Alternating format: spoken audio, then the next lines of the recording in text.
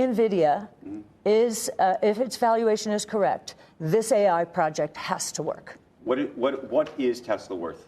If you were willing to sell it at $300 or $400 and you're buying it now, what is it worth in 5 years? $2,000. We're in print on that. $2,000. Yes. Let me ask you another. And think about that. It's down 60%. This reminds me very much of 2018-19. We're in a bit of a trading range, and we will be, until more and more analysts, investors understand how provocative the convergence of these three technologies is going to be. Hi friends, welcome back. So that was our buddy Cathie Wood talking about Tesla stock. She's telling you it's going to be $2,000 in 5 years. And all I have to say is good luck with that. The reason why I'm making this video today is because there was a fascinating article in the Wall Street Journal regarding Cathie Wood's ARK Invest. I want to go over it with you, share my thoughts, and get yours as well. So first, here's the headline. Cathie Wood's popular ARK Invest funds are sinking fast. Investors have pulled a net $2.2 billion from ARK's active funds this year, topping outflows from all of 2023. And there's the chart here. So you can see here it was, doing okay. And then it had this crazy spike during the pandemic. This is, again, ARK-K, their sort of main fund. And then it really crashed right back down, you guys know. This is Cathie Wood here. And it says here, Cathie Wood's investors are jumping ship. Essentially, right, you have a change of interest rates and a change of heart in the market.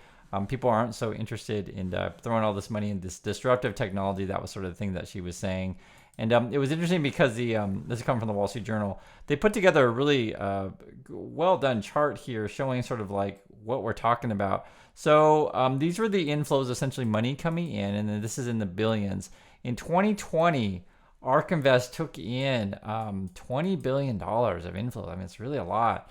And then in 2021, they got in another, looks like about 7 or 8 billion, something like that. In 2022, the net flows were negative. In 2023, they're also negative. And then 2024, where we are now, they're actually more than all of 2023. And that's sort of where the headline came. So about 2.2 billion so far. People are just pulling their money out.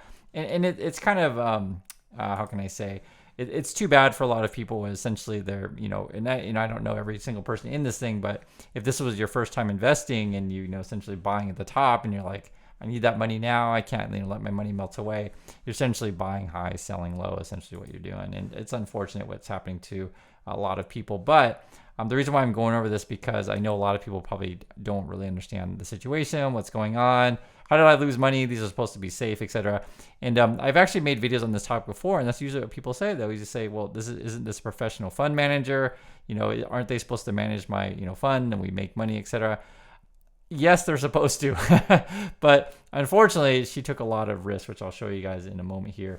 It is saying here, yeah, the issue is that she's still, pitching that $2,000 price target on Tesla, trying to pump up, essentially expectations. And they really need it too, because if you actually look at their fund, and I'm showing you guys what's in the thing.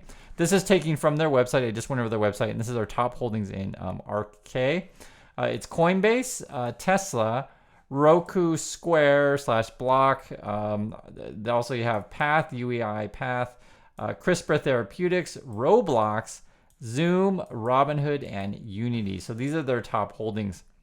And one of the things that it was saying here is like, it's really overweighted. So like these kind of like make up half of their fund.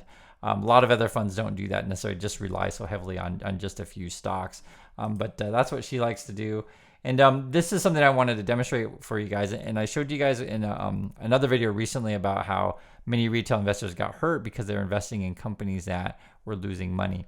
ARK Invest is the same strategy, either overvalued or losing money. So this is your PE, right? Okay. So this is the price of stock compared to how much a company earns. Some of these stocks have numbers in there. So Zoom, Tesla, Coin, and Square, or Block, I guess.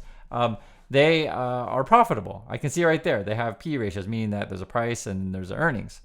These other companies are not profitable. So that would be Roku is not profitable, Path is not profitable, CRISPR, Roblox, Hood, and Unity are not profitable. Now, theoretically, just to be fair to Cathie Wood and the team, this is forward projections, forward PE, so we don't know for sure. But theoretically, maybe next year, Path will be profitable, maybe Robinhood will be, and maybe Unity.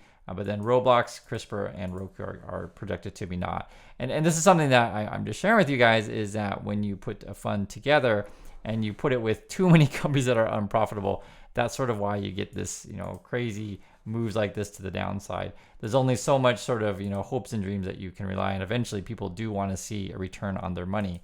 If you actually take a look at what's in your fund as well in terms of returns, this is 3-year performance of the stocks. They are all in the red, all of them. The only one that's not in the red in the past 3 years is Robinhood. And I think the main reason is because it came out 2 years ago. It wasn't IPO 3 years ago. So she's been losing in like all of her stuff. What's interesting about this though, and again, we're just talking about it, in the last 6 months, she is experiencing a bounce back, right? And it's largely due, I'm just looking at this here, Robinhood's been doing pretty good for them in the last 6 months. Coinbase is doing pretty good for them in the last 6 months, and maybe Tesla will break even. I say maybe, and that's in regards to the bump that we saw today after earnings. Although I just went through their earnings report and it looked pretty ugly in terms of the numbers, but they sold you a story that, hey, we're gonna have a new vehicle in a couple years or whatever, and the stock was up in the after hours. How it does the rest of the month, we'll see. But I just wanted to say, in the last 6 months, yes, they've been making a bounce back. The issue, though, is if you compare ARK Invest to the S&P 500, this is something that, again, the Wall Street Journal put up here. This is ARK Invest, so it's actually not so great, and then the S&P just keeps going up and up and up. The one thing I want to mention that is, it's certainly possible. I'm just being fair. It's certainly possible her fund could come back, but the companies that she has in it need to turn profitable. There's no other way to put it, right? I mean, that's sort of like what would inspire people to want to invest in said thing. Some people, though, are losing hope in ARK Invest, and there was an interesting quote by this is a person named Mark Hayden, and I'll read it to you guys. It says, Mark Hayden, he's a 63-year-old corporate accountant in Virginia Beach. So, I mean, he should have known with the numbers, but it just shows you that, a lot of people fall for this stuff because she's really good at telling stories, It says here, is one of the investors who recently sold out of 2 ARK funds at a steep loss. So this is even an accountant got fooled. Haddon bought 200 shares in the summer of 2021 after hearing about Wood from a friend. He says he primarily invests in cheap index funds, but was intrigued by ARK and put some of his speculative money into a position representing a fraction of his portfolio. So at least he didn't go all in like some other people. So he's an accountant, so he did have some sort of a caution there. So this is a speculative money. And then it says here, this is a quote. It says, it had a lot of promise, I thought, but the funds were just losing money, a lot of money, and I could get 5% cash in my Schwab account.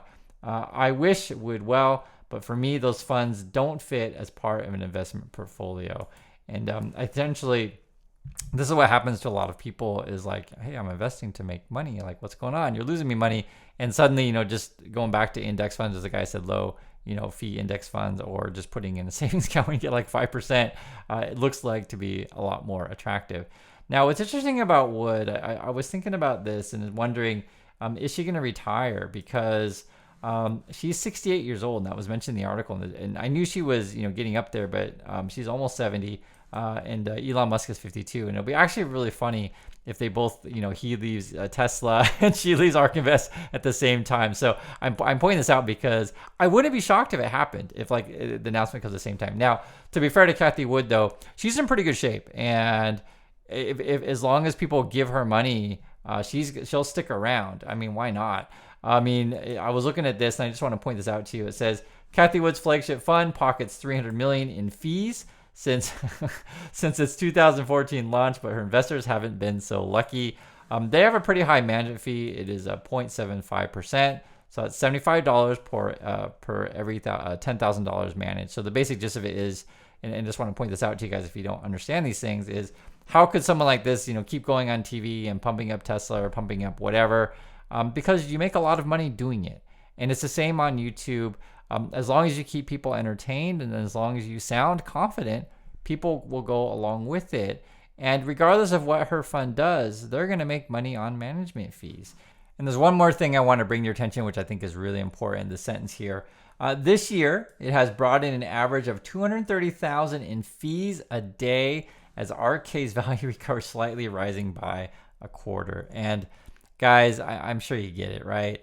She goes on TV all the time. She's pumping up your Teslas and her Coinbases or whatever's in her fund.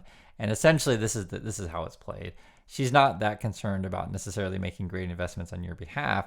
She's concerned about you giving her all of the money that you have so that she can manage your money and collect the fees. $200,000 a day adds up very, very quickly, as you can imagine. And just think about this. Yes, she can get rich doing these things, and she can get rich going on TV, stuff like that. But ultimately, she's taking money out of your pocket. And my personal opinion on this stuff is that's unethical, but this is a market that we're in. I just went over Tesla earnings. There's a lot of YouTubers out there that do roughly the same thing. They're not really interested in helping you, do better or helping you improve your portfolio. They're just interested in essentially fattening their wallets.